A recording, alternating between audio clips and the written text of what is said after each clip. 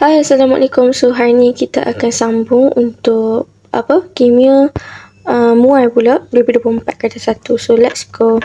Antara pernyataan berikut yang manakah benar tentang kimia? Soalan yang pertama pun dah tanya pasal kimia dah. A. Kajian tentang mineral semula jadi dan sifatnya. Ini lebih kepada geo lah. Yang kedua adalah kajian tentang komposisi, okey, sifat dan perubahan jirim. Ini jawapan dia. B. Kalau hubungan antara organisma hidup dan bahan kimia ni bukan, perbuatan bahan-bahan kimia baharu pun bukan. Soalan yang kedua, bahan manakah merupakan suatu unsur? Unsur ni maksudnya apa? Unsur ni maksudnya ada satu je satu molekul, satu je satu atom. Dia apa-apa je lah. So A, udara dia ada apa? Udara dia ada udara, kalau kita kumpul udara dalam plastik, lepas tu kita trapkan dia, nanti lama-lama dia akan jadi molekul air kan? Molekul air. So dalam udara sebenarnya ada H2O. So bukanlah sebabnya dia ada dua unsur. Unsur ni satu je. So jawapan kita adalah karbon lah. Steam pun sama macam ni. Soalan yang ketiga, rajah 3 menunjukkan susunan radas untuk menentukan formula empirik bagi satu oksida logam. So, kita guna kaedah mangkuk pijau. So, kalau kaedah mangkuk pijau macam ni mangkuk pijau tau. So, kita ini maksudnya bahan yang digunakan adalah logam reaktif. Lepas tu, reaktif je lah. Reaktif terhadap, ingat kalau kita cakap logam reaktif, dia masih terhadap O2. Okey, dia tanya antara berikut logam manakah yang boleh menggunakan kaedah yang sama untuk tekan formula empiriknya. So of course lah jawapan kita zinc. So macam mana hampa nak tahu, hampa kena hafal hampa punya apa nama dia tu, kereaktifan yang bermula dengan potasium, sebagainya lah. Soalan yang keempat, rajah 4 menunjukkan susunan elektron bagi atom M. So, dikira dulu, dia akan ada 2.8.2. So, antara berikut, yang manakah kedudukan unsur M dalam jadual berkala unsur? So, tengok belakang dia 2. So, automatically, dia akan kumpulan 2. Ini dia ada berapa color? 1, 2, 3. So, dia kumpulan dia color 3. So, cari yang grup 2. Okay, 12 salah. Ni betul. So, yang ni 2 salah. Ni 3 betul. So, jawapan kita adalah B. Soalan yang kelima. Pernyataan manakah yang paling baik menenangkan ikatan kovalent? So, ikatan kovalent ni maksud dia apa? Ikatan kovalent ni maksud dia atom bukan logam. Dia kongsi elektron. So, A, atom logam. Salah lah. B, atom bukan logam. Okey, berkongsi elektron dengan atom bukan logam. Okey, betul. C pula, atom logam. Salah.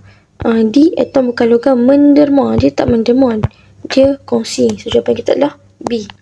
Soalan yang ke-6, antara berikut bahan yang manakah bersifat asid? So, bersifat asid maksudnya dia mesti kena ada oksida base. So, tengok A, natrium hydroxida. Natrium hydroxida kita tahu dia NaOH. So, NaOH adalah alkali. So, A salah. Amonia adalah NH3. Pun salah. Tengok C, sulfur dioksida, SO2. Di ni maksudnya 2 oksida lah. So, sulfur dioksida dia adalah apa kita panggil?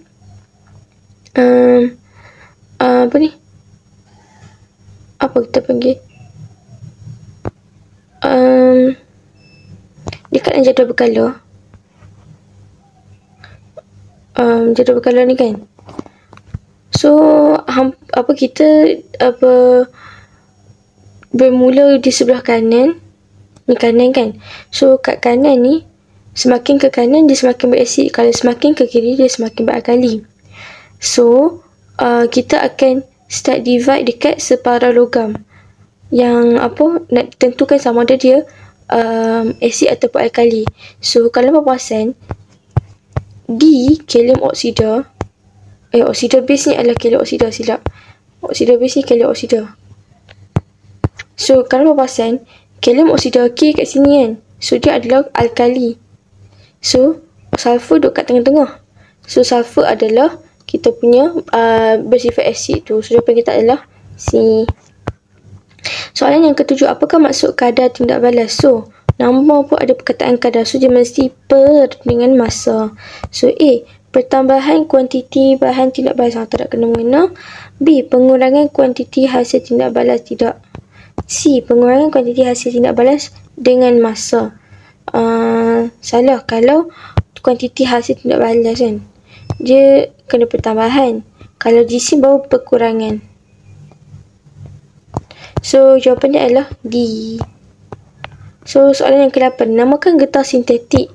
Getah sintetik yang dapat digunakan untuk menghasilkan tapak kasut.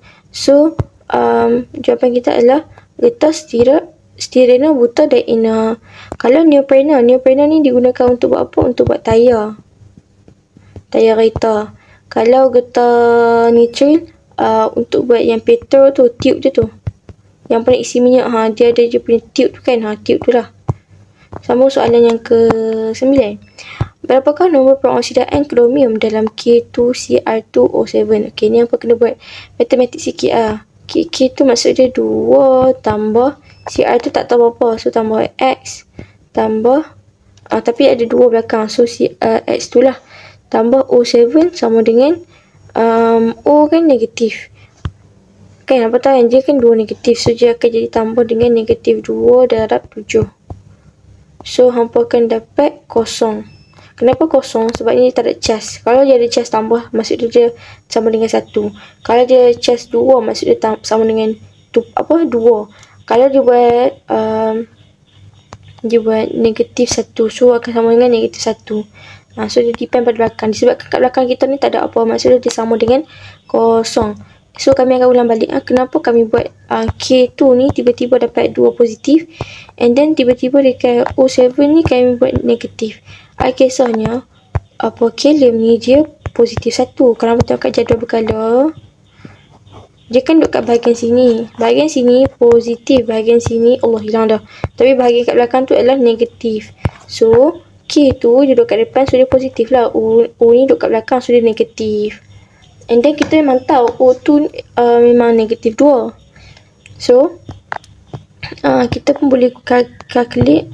So, dia akan dapat X2 sama dengan 14 tolak 2. So, X2 sama dengan 12. So, X saja sama dengan 6. So, ada 6 tak? Ada positif 6. Jawapannya adalah C. Soalan yang ke-10. Antara yang berikut yang manakah satu hidrokarbon tepu? So, hidrokarbon tepu maksud dia kita nak apa? Kita nak alkana. So, cari alkana. So, jawapan kita adalah A. Soalan yang ke-11. Antara berikut yang manakah tindak balas cepat? So, tindak balas cepat A. 1. Perebutan buah. Salah lah, dia lambat tau. Yang kedua, pembakaran gas. Pembakaran gas betul. Kalau terbakar gas, kedebun memang terbakar terus lah kan. Yang ketiga, nyalaan mancis pun cepat. Like, hampa just ambil mancis dan hampa nyalakan. Macam tu. So, yang keempat, penampaian. Penampaian ni lambat lah. Contoh nak buat tapai kan, dia lambat. So, mana yang ada 4 salah. Jawapannya adalah B. So, tengok soalan yang ke-12. Darjah 12 menunjukkan struktur bagi polimer. Okey, ni adalah polimer lah. So, tanya antara berikut yang manakah benar tentang polimer dalam darjah 12. So, ini adalah rangkai silang. Ingat dalam kita punya retah 2 nanti, kalau kita nak tanya maksud polimer, kena ada perkataan rangkai silang. Anyway, kita tanya manakah benar tentang polimer dalam darjah 12. So, A. Tidak dapat diacu semula selepas dipanaskan. So, ini adalah ke situasi perkara yang betul mengenai polimer. Jawapan kita adalah A. Tapi kita tengok juga lah B. Contoh polimer ini adalah nilon. Okey, nilon ni apa? Nilon ni actually plastik tau. So, dia bukan lah. And then C. Boleh dibentuk semula. Tadilah, polimer dia tak boleh dibentuk semula. Dia mempunyai sifat elastik yang tinggi. Dia tak boleh diregangkan sangat. Soalan yang ke-13. Raja 13 menunjukkan sejenis tumbuhan yang boleh dijumpai di kawasan kediaman. Apakah fungsi tumbuhan sebagai ubat tradisional? So, kalau kita tengok ni, kalau hampa tak tahu, ini adalah pokok aloe vera. So, apa maksud aloe vera? A. Mencerahkan kulit. Salah. B. Merawat penyakit kulit. Jawapannya adalah rawat penyakit kulit. Sebabnya kita buah dekat kulit. Contoh dia apa? Untuk kulit terbakar lah. Untuk kulit terbakar. Ataupun sunburn boleh. So, soalan yang ke-14. Antara yang berikut bahan manakah yang wujud sebagai molekul pada suhu bilik? Molekul pada suhu bilik. Maksudnya molekul ni macam mana? Molekul ni ada dua ketul. So, A. Iodine. Kami dah pernah bagi tahu hari tu yang bila cakap pasal suhu bilik, kami rasa akan berada dalam trial Negeri Sembilan kot. Entahlah. So, tapi trial baru-baru ni lah. So, kalau kumpulan 17 itu phase kau buruk gila, dua yang atas ni pada suhu bilik je akan jadi keadaan gas. Ini pula akan jadi keadaan cecair. So, carilah ada perkataan iodine ataupun bromin. So, jawapan kita adalah A. Soalan yang ke-15. Persamaan kimia manakah yang diseimbangkan dengan betul? So, kita kena check satu persatu lah. So, Ca ada satu, Ca, K, N ada 2, N ada 4. Salah lah. Awal-awal salah dah. Tengok pula C ada 3, 3 C betul. H ada 8. Lepas tu 4 kali 2 6. Tak cukup. Pun salah juga. Tengok ni pula. C ada 2. Okey. Ni 2 C okey. 5 6. So H ada 6. 3 kali 2 6 betul. O ada 1. 3 kali 2 6. So 7. So O ada 2 kali 2 4. 4 tambah 3 7. So jawapan kita adalah C. Soalan yang ke-16. Antara berikut yang manakah benar tentang unsur-unsur dalam jadual berkala? So, kalau jadual berkala, dia kata unsur-unsur. Ingat mereka akan ada sifat kimia sama, tapi sifat fizik akan beza. Itu yang pertama. Yang kedua, apa lagi? Mereka ni macam manusia tau. Mereka ada jin yang sama tapi panggil yang berbeza. Benda ni lah kan. Satu lagi apa? Unsur-unsur dan logam ni apa lagi? Ni ingat salah satu lah. Takat didih kumpulan 1 dia akan terbalik dengan kumpulan 18. Tu je. So A, sifat kelogaman 18 bukan 18 17. So A, sifat kelogaman bertambah apabila melintasi jadual berkala dari kiri ke kanan. Kelogaman maksud dia makin lama makin jadi logam. Salah sebabnya kalau kita melintasi daripada jadual berkala dari kiri ke kanan, so jadual berkala kita macam ni kan. Lebih kurang macam ni lah. So, bermula pada sini sampai sini, ending kita kan kumpulan 18. Kumpulan 18 adalah kumpulan gas adi. So, dia gas bukan logam. So, maksudnya semakin ke kiri, semakin hilanglah kita punya sifat kelogaman. So, A kita salah.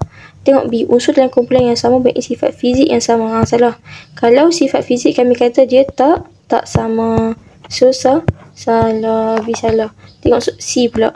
Unsur kumpulan 18 mempunyai takat lebur dan takat didih yang rendah. So, betul lah sebabnya dia adalah gas adi kan. So, dia kata unsur ke-17 wujud boleh jadi sebagai monoatom. Monoatom ni maksudnya dia boleh berdiri sendiri. Tak boleh dia kena Cl2 macam tu. So, jawapan kita adalah C. Soalan yang ke-17. Antara pasangan berikut yang manakah merupakan tindak balas peneutralan? So, peneutralan ni maksud dia apa? Peneutralan ni maksud dia asid tambah alkali. So, tengok satu persatu. A, HCl tambah KOH. Betul lah. Mana yang tak ada nombor 1 kita buang. So, kita boleh buang. Semua ada nombor 1. Alright, kita tengok pula 2. PbNO3 tambah dengan NaCl. So, ini adalah pembuatan garam tau.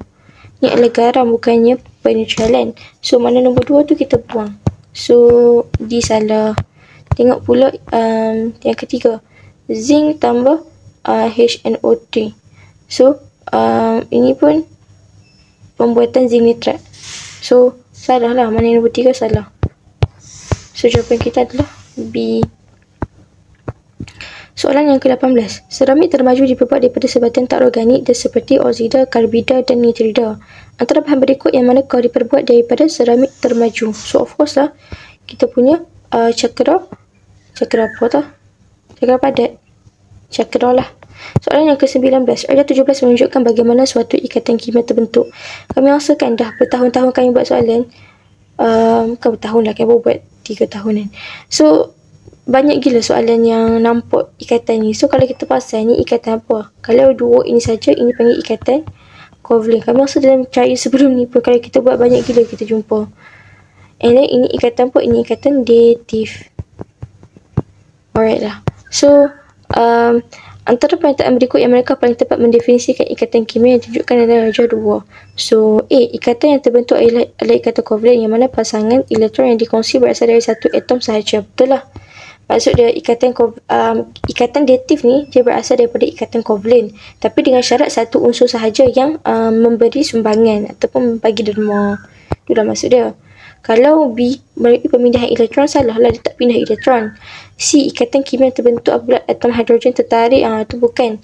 D. Ikatan kimia terbentuk daripada ion hidrogen, ada juga. So jawapan kita adalah A.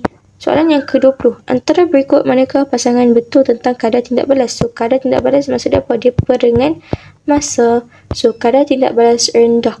Penetralan antara asid alkali. Ini berlaku cepat adik. So B. Penguraian ganda 2 antara larutan pelambung 2 nitrat dan larutan iodida. Ini pun berlaku cepat. Fotosintesis yang berlaku lambat. C. Kakisan logam. Kakisan logam ni berlaku lambat tau. Tapi penyampaian betul lah berlaku cepat, tapi penyampaian larutan glukosa ni dia berlaku lambat. Ini kan kadar tindak balas tinggi. Salah lah. So D. Penyampaian larutan glukosa kita berlaku lambat, betul. Penguraian ganda 2 antara larutan pelambung 2 nitrat dan larutan natrium iodida dia berlaku dengan cepat. So jawapan kita adalah D. Soalan yang ke-21. Raja 21 menunjukkan susunan radas untuk mengkaji tindak balas penyesaran logam. So, dia bagi larutan argentum nitrat dan kepingan kuprum. So, disebabkan kita nampak dah ada argentum, and argentum ni dia kurang reaktif berbanding dengan kita punya kuprum. So, mesti akan berlaku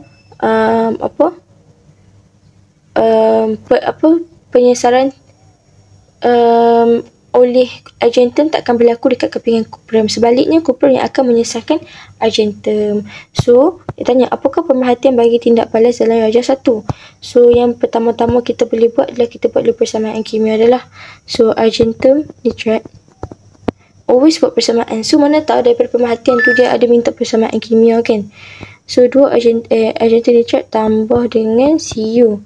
So, kita akan dapat CuNO3 tambah Ag. So 2Ag tambah 2Ag. CuNO3 2. Alright, so dah seimbang. So tengok, gas tidak berwarna terbebas. Ada gas ke? Tak ada. That's why pentingnya buat persamaan kimia. So A salah. B. Pepejah perang terbentuk. Okey, pepejah perang terbentuk ni kalau Cu itu disesarkan. Tapi sekarang ni argentum lebih kurang reaktif. Dia kurang reaktif berbanding dengan kuprum. So maksud dia kuprum takkan disesarkan. So pepejah perang takkan terbentuk. C. Kuprum semakin menipis. Yes, sebab apa? Kuprum yang menyesarkan, dia yang bekerja keras. So bila dia bekerja keras, tangan dia pun dah halus. Macam tu dah kita nak fahamkan. So jawapan kita adalah C. Soalan yang ke-22. Raja 22 menunjukkan penyulingan berperingkat bagi petroleum. Antara berikut yang manakah digunakan sebagai bahan api untuk kenderaan berat seperti bas dan lori. So ni petroleum. And then dia tanya pasal kita punya kenderaan berat seperti bas dan lori. So soalan ni a bit tricky. Kami pun ingat-ingat lupa.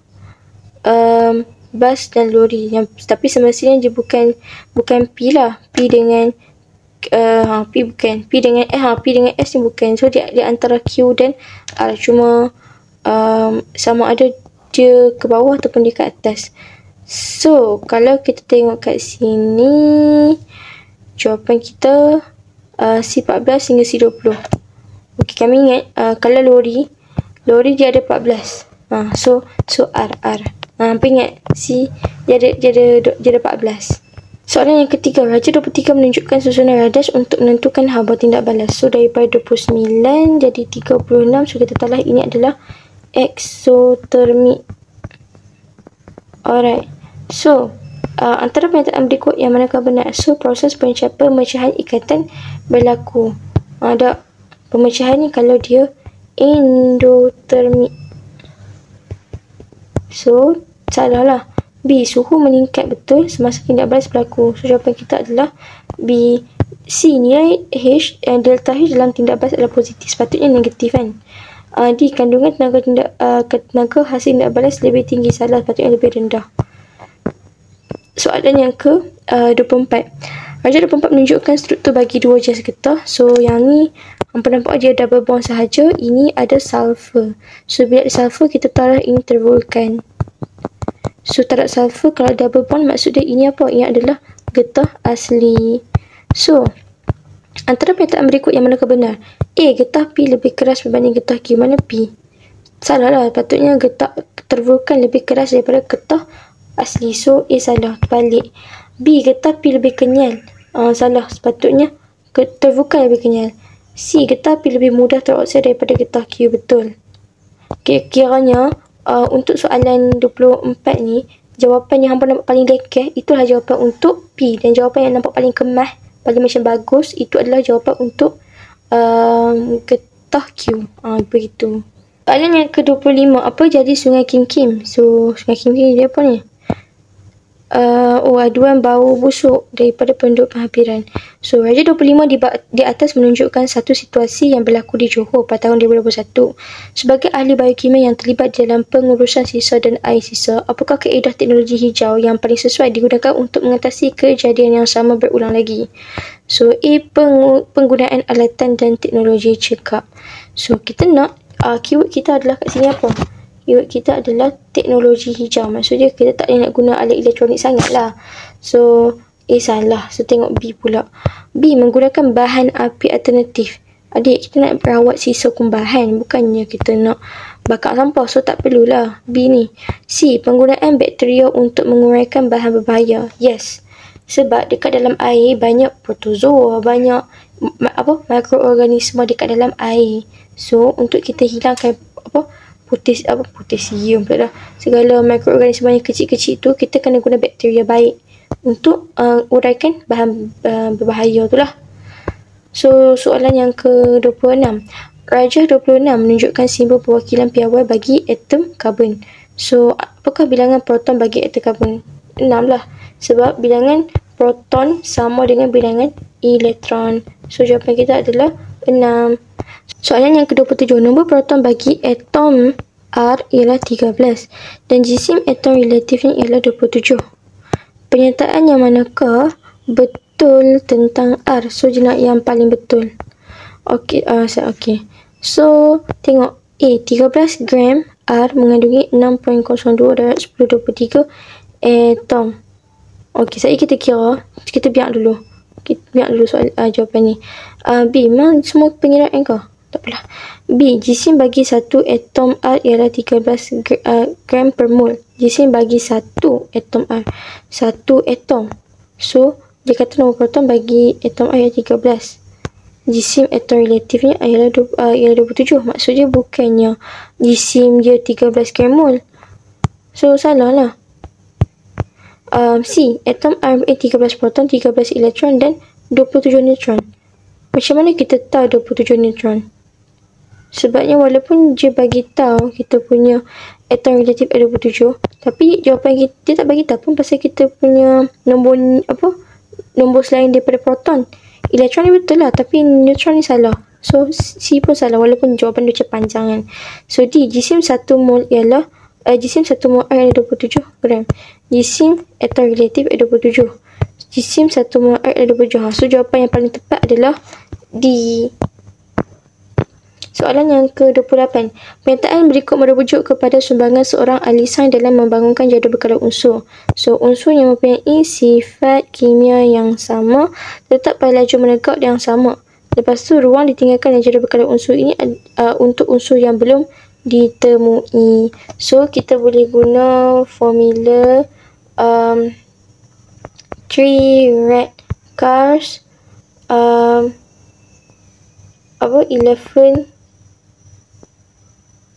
apa tu, pijak najis kot, 11 pijak najis. So kalau Rusler tu dia ni satu lagi kot. Bukan. Sebab ni Lotte, Mayer, John pun semua tu kan. Macam mana kami ingat benda ni? So bukan guna yang ni, kita guna satu lagi. Dia bermula dengan anak Johan. So anak Johan jumpa longkang di, ini kami jumpa dalam TikTok itu kami hafal, di highway. Lepas tu sini pula, kalau tipu orang gila nanti jadi apa? Jadi nyamuk. So kami kena guna warna lain lah. So anak ni apa? Antoine lah, Antoine. Lepas tu Johan ni Johan. Lepas tu anak Johan jumpa ni adalah John. Sebab dua-dua ada huruf J kan, so terpaksa buat guni. Longkang ni Lotte, D ni Dimitri. Dimitri lah paling semua orang mudah nak ingat. Lepas tu highway ni adalah Henry. Lepas tu kalau ni kumpulan, tipu ni triad, ada perkataan triad. Orang ni ada perkataan octave. Gila ni ada perkataan graph. G ada perkataan jisim atom. Last sekali nyamuk je ada perkataan nombor proton. Alright, so dia kata ruang ditinggal dalam jadual berkala untuk unsur yang masih belum ditemui. So ada perkataan apa? Kita tengok. Sifat kimia tetap pada laju menegak yang sama. So tak ada pula apa yang kita nak kan. Tapi apa yang tak ada kita pangkah. So actually Lotte buat apa tah? Lotte 1, 2, 3, 4. So Lotte yang keempat, Lotte ada perkataan graf. So ruang ditinggalkan dalam jadual berkala unsur ialah untuk unsur yang belum ditemui. Unsur yang berada sifat kimia sama tetap pada laju menegak yang sama. Okay, so dia ni sebelum Lotte lah. So Lotte salah. Tengok pula dekat John apa? John buat apa? Octave. Sini pun sini bukan, kami rasa ni bukan untuk octave. Salah. So jawapan kita antara C ataupun di Johan ataupun Dimitri. So Johan buat apa? Johan ada triad. Okay, triad punya kan setiap kita punya definisi kan ada 3 ayat sekurang-kurangnya tu kan. And then dalam ayat triad tu dia tak ada perkataan yang ruang ditinggalkan ni Dimitri punya. So jawapan kita adalah Dimitri ataupun C. Soalan yang ke-29. Sebatian Z mempunyai sifat-sifat berikut. So takat lebur dan takat didih yang tinggi. So dia bukan K17 lah. And then larut dalam air tapi tak larut dalam pelarut organik. Maksudnya dia apa? Dia sebatian ion. Alright. Okay, so apakah Z?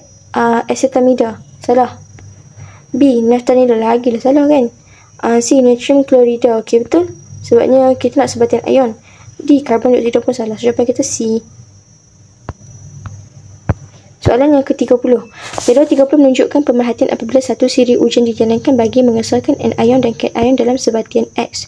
So dia kata tambah 2 cm padu asid nitrit dan ikuti dengan 2 cm padu argentin nitrat ke larutan X. So nanti akan ada mendakan putih yang terbentuk. So macam mana kita nak menghafal cation ion ni? Ini ada beberapa kaedah yang cikgu kami ajar dulu. Kita panggil dia kaedah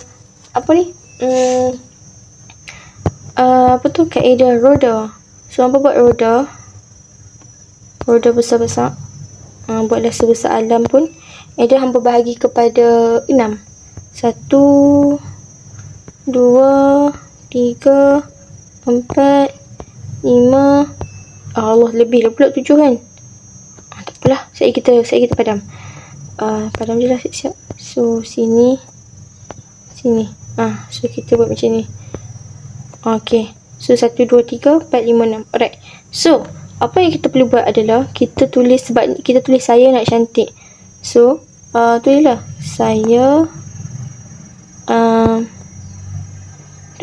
kah? Silap. Okeylah. Kita sekejap. Padam dulu. Kita kena buat satu persatu. So buat dulu bulatan.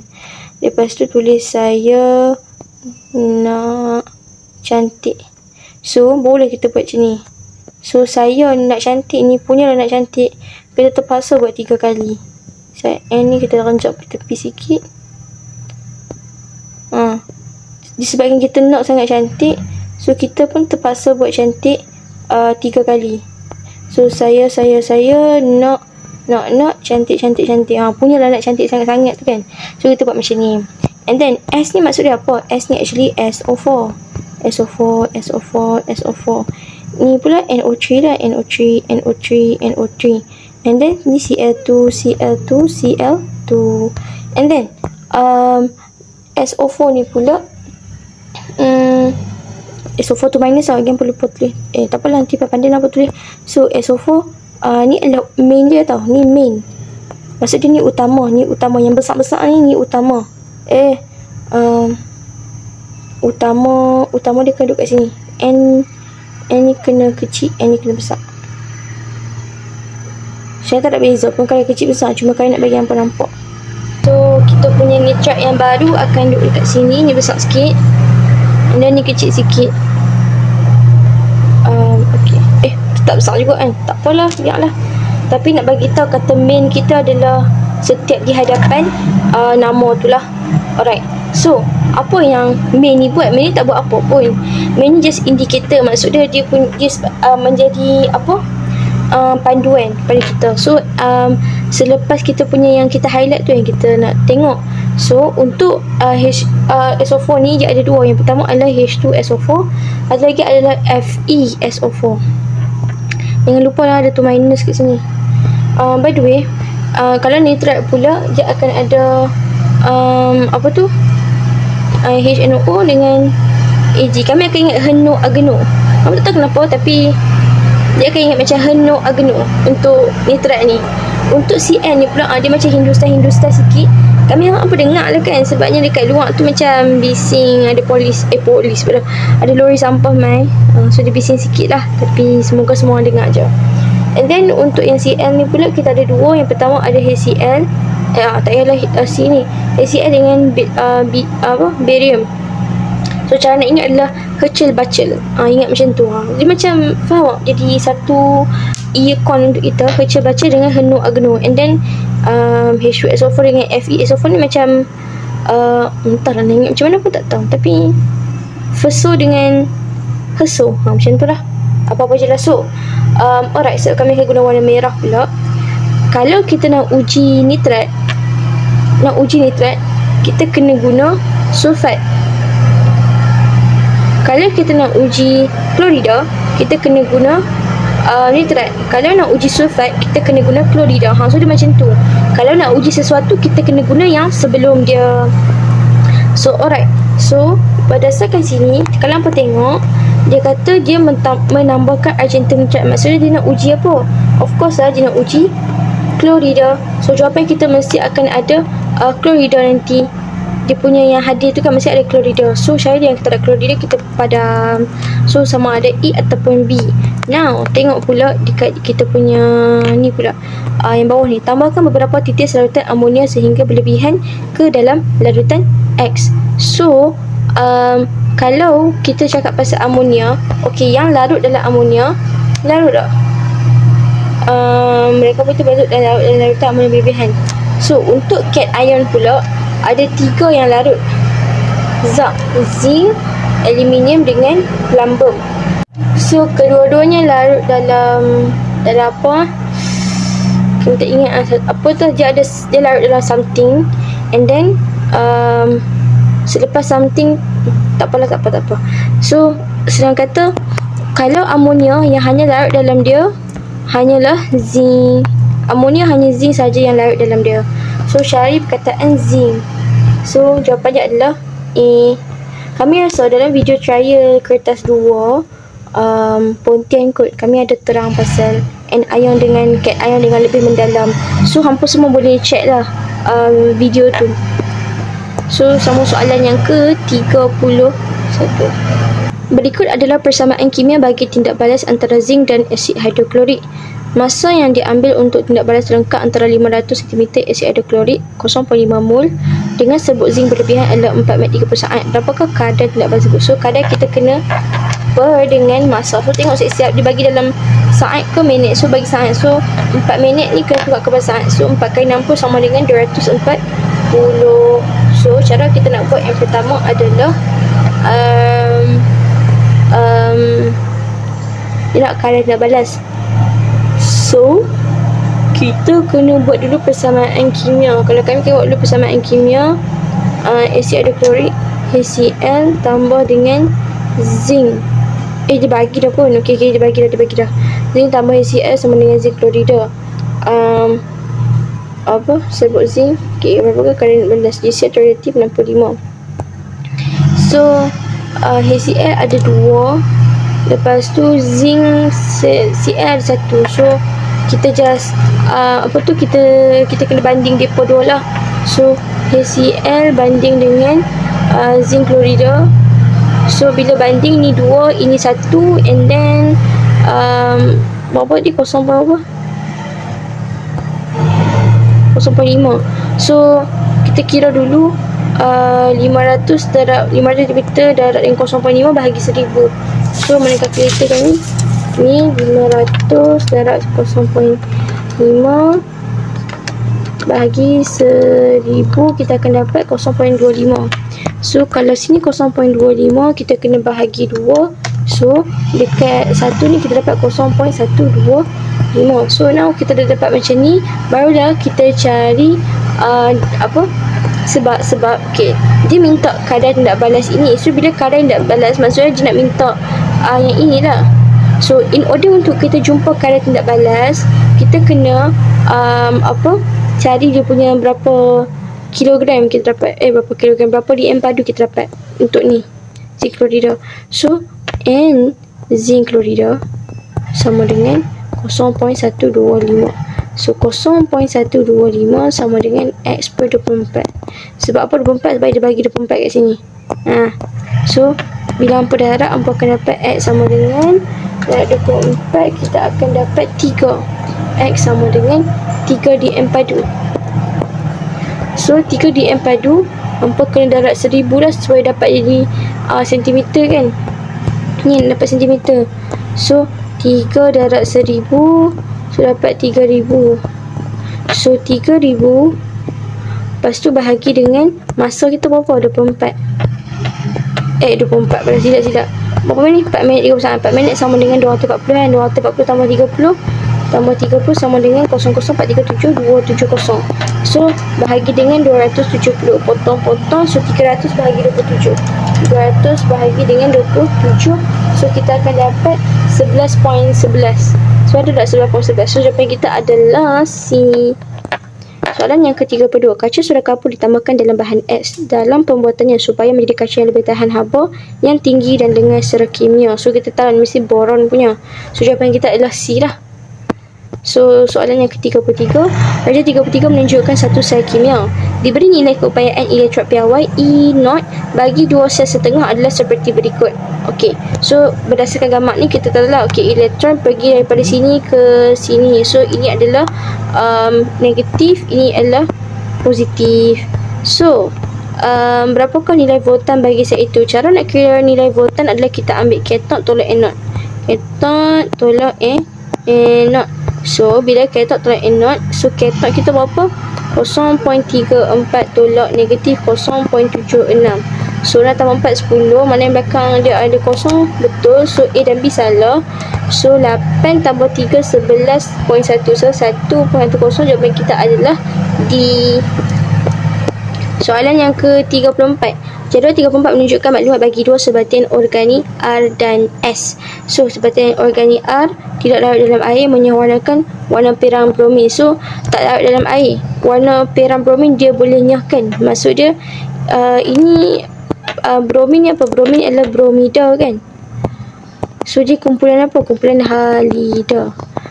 So kumpulan halida yang boleh menyewarnakan dia hanyalah alkena. Tengok pula S larut campur dengan air dalam semua bahagian, terbakar dengan nyalakan biru. So biru menghasilkan karbon dioksida dan air. So bila dia menghasilkan air, tak syok lagi lah, memang alkohol lah sebab dia ada air. So, berdasarkan pernyataan yang diberi, formula struktur manakah mempunyai ciri yang sama seperti atas. So, alkena masih double bond. So, cari yang double bond. So, C salah sebab bukan double bond. So, now untuk S pula dia kena ada O. So, ini jawapan dia. Jawapan kita adalah A. Soalan yang ke-35. Antara yang berikut yang manakah menyerap haba daripada persekitaran. So, menyerap haba. So, bila menyerap haba, tengok satu persatu. Magnesium tambah kuprum sulfat sama dengan magnesium sulfat melepaskan kuprum. So salah. Menyerap haba ni maksud dia endotermik lah. So yang ni penyesaran. B pula HCl tambah NaOH. So bila asid tambah alkali, so dia beri penetralan pun eksotermik. So yang ni C, ada kalsium karbonat. Kalsium karbonat diuraikan. Bila diuraikan, diuraikan ni lah yang menyerap haba. Sebabnya bila kita nak urai something, kita kena absorb banyak haba untuk kita urai. Bukan kita lepaskan haba. Kalau kita lepaskan haba, kita akan kekal membeku lah, macam tu. Soalan yang ke-36, rajah 36 menunjukkan formula struktur bagi satu polimer. So polimer ni ada single bond. Tapi kalau kita punya tak apalah. So pilih formula struktur monomer bagi polimer dalam rajah 36. Formula struktur monomer. So monomer dia kalau hampa perasan dia macam berulang-ulang kan. So hampa boleh potong kat sini. And then bawa mai sini. So dia akan double bond kat sini. So jawapan kita adalah ni salah. Ini salah sebab ada CH3. Ini salah sebab ada Cl. So jawapan kita adalah D. Soalan 37. Rudy telah mencuci baju dengan menggunakan air telaga, tapi kesan kotoran masih ada. Antara berikut pernyataan manakah yang paling tepat menerangkan situasi ini? So air telaga ni dia ada kekat aja. Dia ada air alkali, air asid tu. So A, terdapat ion kalsium 2+ dan ion magnesium 2+ dalam air telaga. Betul. Ni kami kata ada ion, ada alkali, ada asid pun semua tu. So dia kata B, menggunakan kuantiti deterjen yang sikit tak kena mengena. C, kewujudan garam tak terlalukan. Salah. D, air telaga terlalu sejuk pun tak kena mengena. Kalau soalan bio boleh kan ni. So soalan 38. Rajah 38 menunjukkan susunan elektron bagi atom-atom S, T, U dan V. S, T, U dan V adalah bukan simbol sebenar bagi unsur-unsur tersebut. Alright. So pasangan unsur-unsur manakah yang membentuk suatu sebatian yang boleh menyalakan mental dalam keadaan aqueous? So dia kata boleh menyalakan mental. So maksud dia nak sebatian apa? Sebatian ion. So kalau ion kena ambil bukan logam tambah logam. So tengok S, kita tulis dulu dia punya nombor elektron. So ada 2, 4. Ini pula 2, 6. Ini pula 2, 8, 1. Ini pula 2, 8, 7. So mana yang tak ada U kita buang. So A salah, C pun salah. Kenapa U tu penting? Sebab U tu logam. So kita kena cari logam dan apa. So U dan V, maksud dia grup 1 dengan grup 17. Lepas tu kita ada satu lagi S dan U. S mana S? 24 ni karbon tau. So karbon tak boleh. So jawapan kita adalah D. By the way, kalau hampa dah buat banyak sangat soalan cahaya kimia, dan kami dah bagi tahu banyak kali dah dalam soalan cahaya kami, kalau hampa jumpa 2.4 dan 2.6, ketahuilah bahawa mereka tu adalah karbon dan oksigen. Soalan yang ke-39. Pejah 39 menunjukkan susunan radas bagi pentetratan larutan kalium hidroksida dan asid sulfurik. Alright, so dia bagi asid sulfurik and then dia bagi kalium hidroksida KOH 20 cm padu. Didapati bahawa 10 cm padu asid sulfurik diperlukan untuk menetralkan larutan kalium hidroksida yang mempunyai pH 13. Apakah kepekatan asid sulfurik? So dia nak tanya pasal kepekatan asid sulfurik. So cara nak buat adalah yang pertama, kita kena buat dulu negatif log tu. Nak buat kat mana? Sini. Yang pertama kita buat dulu negatif log OH sama dengan kepekatan. Ni formula dia lah. Alright, so kita kena cari kepekatan hidroksida. So pH KOH sama dengan kita mesti kena buat ni kan dia kata pH 13. Kalau kita nak buat negatif log tu, kita kena ambil yang asid. So kita kena buat 14 tolak 13, so akan dapat 1. So mana dah? Hilang dah. Ni. So dia akan dia 14 tolak 13 sama dengan negatif log X. X ni apa? Negatif log apa kita punya yang kita nak cari kepekatan dia. Negatif log OH tu kepekatan dia tu. So 1 sama dengan negatif log X. So bawa main sini. So kita akan dapat shift log akan dapat berapa? 0.1. Shift log negatif 1. Shift log negatif 1 kita akan dapat 0.1. So 0.1. Bila kita shift log ni ada negatif kan. So kita akan buat negatif tu dekat negatif 1. Faham tak? So dia akan jadi macam ni. Saya akan padam. Sekejap. Kami padam yang ini. So dia akan jadi macam ni tau. Apa? Log negatif 1 sama dengan X. Sama dia macam tu. So sambung balik. Log X1 sama dengan 0.1 sama dengan X. So X sama dengan 0.1. Okay, ni step pertama. Panjang kan step pertama, tak apa. Kita tengok pula step yang kedua. Step yang kedua, kita nak cari apa tah? Nak cari kepekatan. So kita kena buat persamaan kimia. So kita buatlah apa? KOH kan? KOH tambah dengan H2SO4.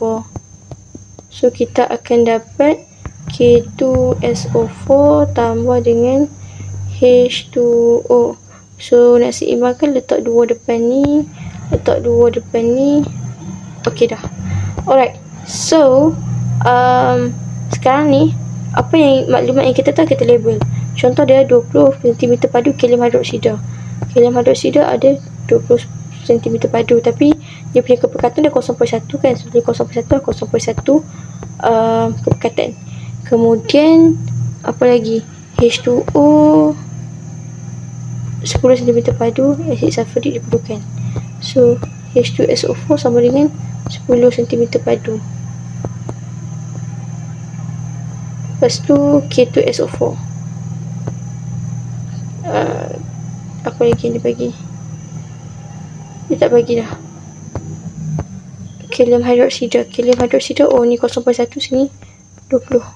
20 ni kami ambil daripada atas ni tau. Alright, ni maklumat yang kita tahu, kita label je. So after that kita guna pen lain. Kita buat nak cari kita punya mol. So mol KOH. Soalnya ni macam dia tak payah, cuma dia banyak sangat jalan kira.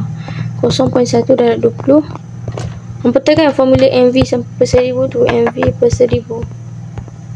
Ni kita buat ni lah, buat benda yang sama. 0.1 per 20 bahagi 1000, potong-potong, buat main sini. So kita akan dapat 0.002. Lepas tu kita kena bandingkan KOH ni step yang ketiga. KOH banding dengan H2SO4. So KOH kita ada 2, H2SO4 1. Berdasarkan yang ni 2, ni 1. So KOH kita berapa ni? 0.002. So 0.002 bahagi 2 sama dengan 0.001. So kan kita dah dapat lah mol. So 0.001 sama dengan M10 per dengan 1000. So M kita sama dengan 0.10. Ni buat macam sini, and then just tarik. So kita akan dapat M sama dengan 0.10. So jawapan kita adalah B. Kami akan terangkan balik kalau hampa tak faham. Alright, so kami akan terangkan sekali lagi lah. Dia macam ni. Yang pertama, lepas kita baca soalan, sekarang ni dia nak apa? Dia nak kepekatan asid sulfurik. Maksud dia yang nak dicari adalah apa? Yang nak dicari adalah asid sulfurik. So kita label asid sulfurik. Okay, ni nak dicari. Alright, lepas tu dia bagi kat kita 10 cm padu asid sulfurik. Okay, 10 cm padu asid sulfurik ni kita akan gunakan dalam per 1000 lagi, mv per 1000. So ni kita punya volume lah. Alright, so dia kata nak neutralkan larutan kalium hidroksida yang pH 13. Kalau dia cakap pasal pH, kita kena kira pH, tapi dengan syarat bila kita nak kira pH, kita kena guna nilai asid. So macam mana kita nak guna nilai asid adalah kita kena buat 14 tolak 13, so dapat 1. 14 ni adalah total alkali dia. Like paling tinggi kita dapat adalah 14. So 14 ni kena tolak dengan berapa yang dia bagi tadi, 13, akan dapat 1. So kita pun kena lah buat tadi log X, negatif log X, sebab dia memang formula negatif log X tau. So negatif log X sama dengan 1. So bawa main sini, so dia akan jadi log negatif 1 akan dapat X. So X sama dengan 0.1. So kita dapat dah M kita. M untuk apa? M untuk KOH. Sebab kita nak kena banding, kita nak kena buat Stokio. Stokio ni bermula pada step 2, step 3. Step 2 dan step 3 ni adalah Stokio.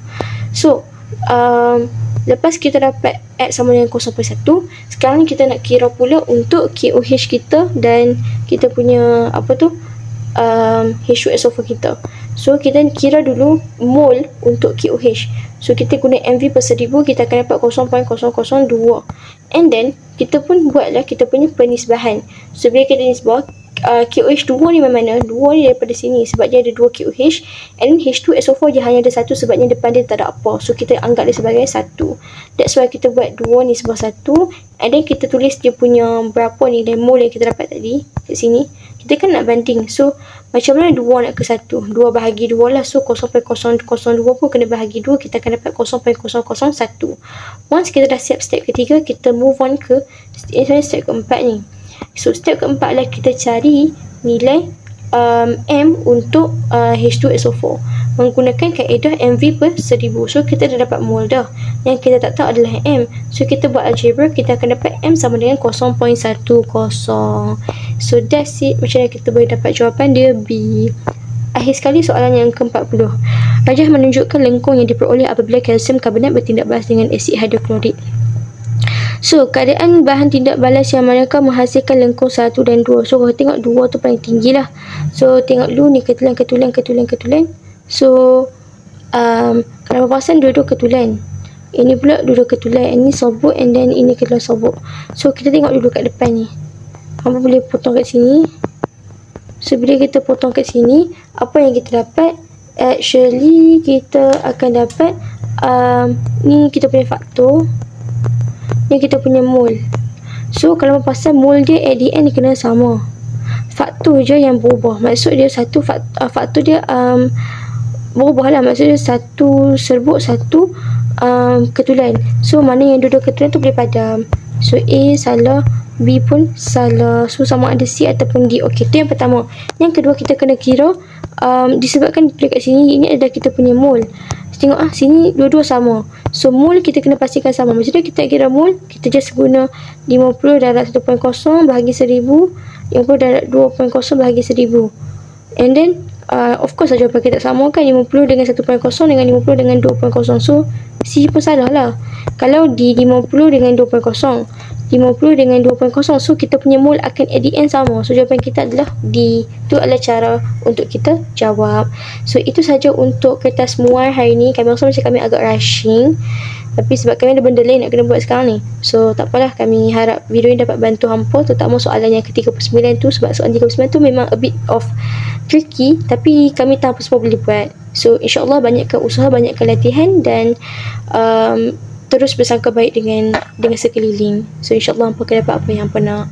Okey, itu saja untuk hari ini. Sekian. Assalamualaikum.